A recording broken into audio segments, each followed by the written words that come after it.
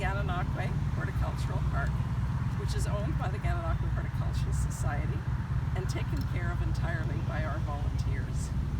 It's a big job. This is 2 town lots of property, but we have great volunteers who come in every week during the summer and take care of the plants. A little bit of history. Originally this land was owned by the MacDonald family that also owned the Blink Bonnie across the street. It had been owned by the family since the early 19th century. However, the last owner, William Stone MacDonald, died in 1923, quite unexpectedly. And his widow decided to sell everything. She sold Blink Bonnie to Miss Rebecca Edwards, who turned it into a hotel and restaurant. And she sold this property to the Horticultural Society for $1. So since 1924, or 96 years, we have owned this park. But it hasn't always been as much of a park as it is now. The Horticultural Society concentrated at that point on taking care of plots around town and land at both the gates and then later the North Gate. So they leased it to Leeds Motor Company for 30 years. Leeds Motor Company was literally just beyond where you can see the lilacs at the back here. And they cared for it, they planted shrubs, and in their contract was also that visitors to the park could use their washrooms. After that, it was the Horticultural Society took care of it again, made some changes. One of the changes, which I only found out about this year, was that the stone, which is a centerpiece of the park, was moved. Originally, it was probably about over here, and it was moved to be centered in the park in 1966.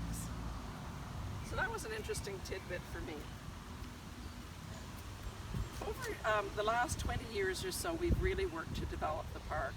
We put in the walkways, put in the stone walls, planted gardens one by one, and our most recent garden is our pollinator garden, which is on the north end of the park. When we planted it 3 years ago, there was a big spruce tree in the center of it. And just as chance will be, the next April it came down in a windstorm. And it's actually allowed us to make a much sunnier, probably more attractive garden than we had before.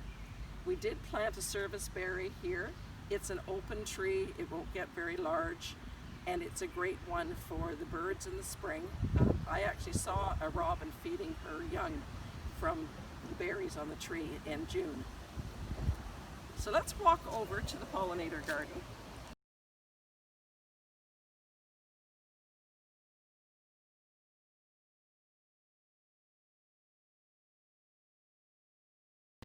One of the things that we added to the park just a few years ago is our sign, which features the pink petunia, our flower. The petunia is also the flower of the town of Gananoque and has been since 1963. So if you look around town this year, you will see petunias everywhere. And they're in honor of the 100th anniversary of the Horticultural Society. We were founded in 1920, and as I say, we have chosen the petunia as our flower. Right in the front here is a Canadian shield rose. We planted it in 2018, and it has really grown. And beside it are 2 Mary's Gold daylilies, which will be in bloom very shortly, and they are lovely, great big gold flowers. All of the plants in this garden are pollinator plants, which means they're there to attract bees and butterflies. And if you're here in the end of August, you'll find that it's full of zinnias and the butterflies will just be swarming around them. And this morning, I've noticed a butterfly over on the butterfly weed that we planted specifically because monarchs like it. I have seen bees, especially on the bee balm, which is another favorite of theirs. So everything here, as I say, is designed to attract our pollinators. We have a few annuals at the edge.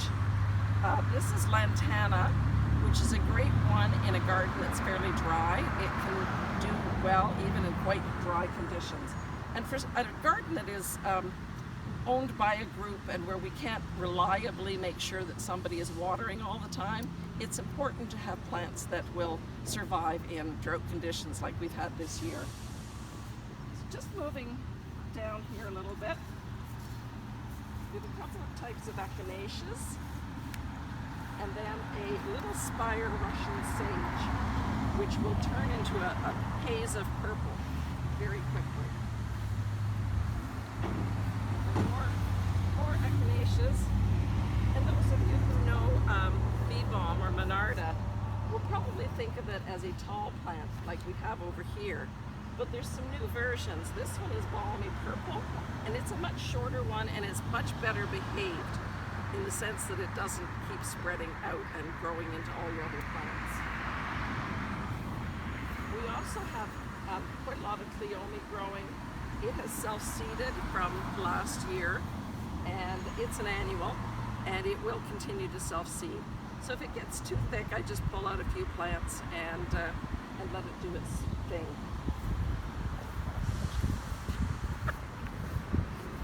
Along the edge are a variety of sedums,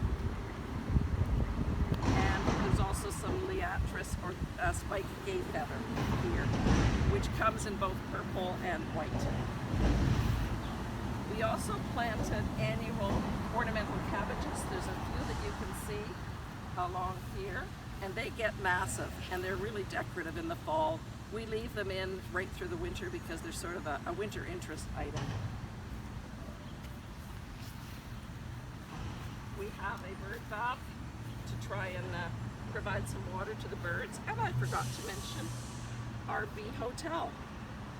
We tried to provide some habitat for the bees. They go into the little spaces in the bricks, in the straw, in the pipes, and this is where they will create little nests. These are not honeybees, these are solitary bees, and they're what often are out pollinating our plants. People sometimes think that they are wasps, but they are not, and they will not come to bother you as a wasp might. At the edge of the pollinator garden, we have several asclepias, which is also called butterfly weed, and as you can see, right now we've got a monarch. The monarchs lay their eggs on this weed, and this is a really important one for them. A lot of people probably think of milkweed, but this is a variety that they like, and it's a great one to have in a pollinator garden. You can also see some of the taller bee balm that we've got here. We're going to move on and over to our 4-square garden, which is right over here. It's been here about 4 or 5 years now, and it's 4 foot by 4 foot divided into 16 squares. And it's amazing how much you can grow in that little bit of land. We have lettuce, we've got basil, we've got several tomatoes, we've got peas. In fact, some of the peas are ready for picking right now. This is a nasturtium, which you can grow for its edible flowers. There's some thyme back here, and the odd weed, unfortunately, but it's not bad. We've also tucked in a little shrub rose and another one of our favorite petunias over here. So just back over here is approximately where Leeds Motor Sales was, right back in this area. So there were actually gas tanks back in here from 1928 until 1958.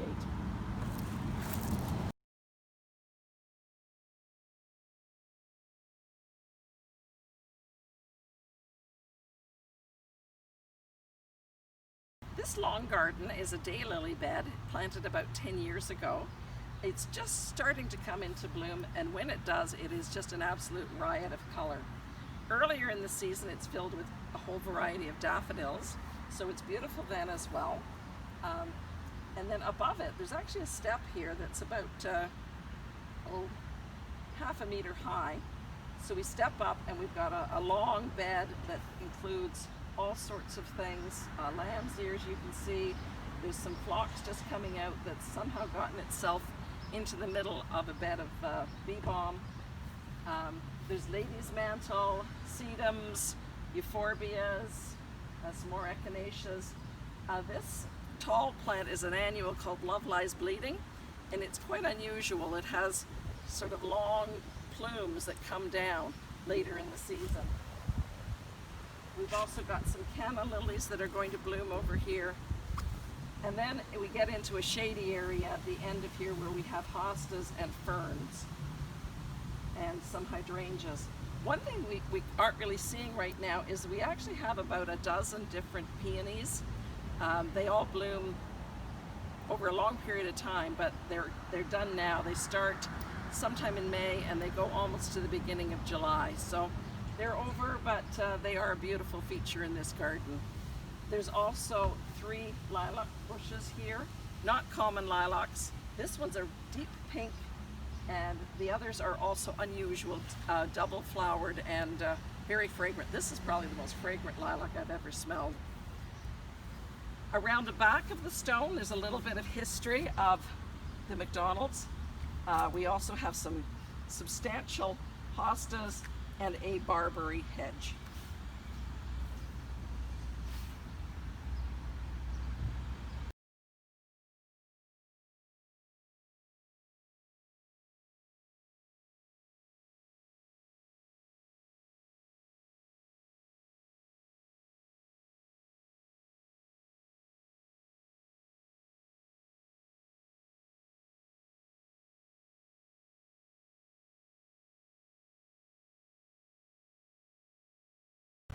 I was asked this morning why we have these stakes in the ground, and my answer is we're going to get a sculpture here that's coming over from Confederation Park.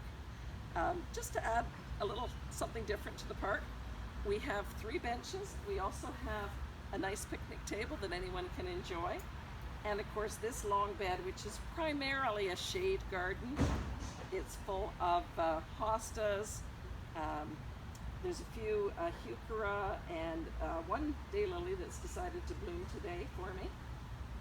We have several peonies, including a tree peony over here. Again, it's finished for the year.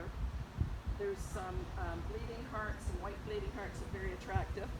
One thing you may have noticed as we go around, there's a lot of leaves on the garden. And you might think, oh my goodness, they haven't taken care of this garden, they haven't cleaned it up at all. Well, actually, we have the leaves there for a reason. They help keep the moisture in, and they also help keep the weeds down. This is a big garden to weed, and our volunteers do a great job. We ask for volunteers to sign up in the summer. They come down for approximately 2 hours, or maybe a little bit more even, and work on some of the different projects. But keeping it weeded and deadheaded is more than a job for a few people. So with the leaves down and they're on top of newspaper, it really helps us to keep the weeds from taking over the garden. I thank you for coming to our garden today. I hope you actually come down and visit in person. We're at the corner of Mill and Main Streets. We'd love to see you here. We always enjoy hearing how much people like to see the garden. We get lots and lots of compliments. Normally we get compliments from people around the world, and of course this is a different year, but we're used to hearing from people from literally every country that you can imagine. And it gives us a lot of pleasure, and we like to bring pleasure to visitors to the park.